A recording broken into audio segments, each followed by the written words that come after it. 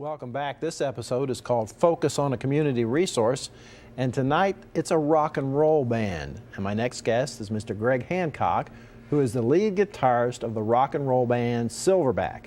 So how's a rock and roll band benefit the community? That's a very good question. Actually, we are a philanthropic rock and roll enterprise. The music is the fun part, as you know, because you're the keyboardist for the band. The second part is a business part. And the business focus has three elements. The first is to provide charitable support to the community. More and more we have people who are struggling to keep charitable enterprises going. Even in the schools, the arts are being defunded on a large scale. There are activities in the schools that don't have nearly enough funding to do the extracurricular activities they'd like to do. So we feel we can contribute something there. But the second point of the business is to expose the community to the availability and the advantages of live music.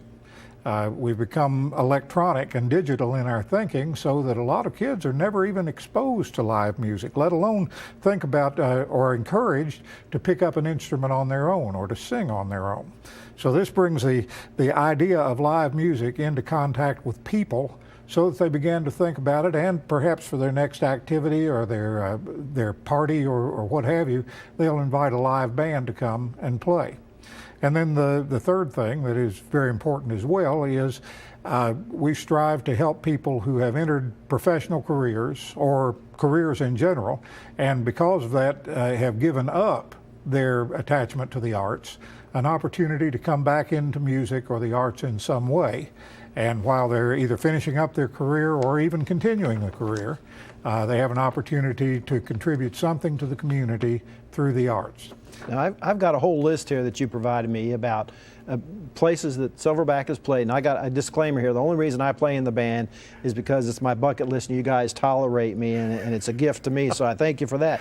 But we have played some and helped some organizations. Tell us about the times that the organizations we played for that provided some help to them. We have exactly right.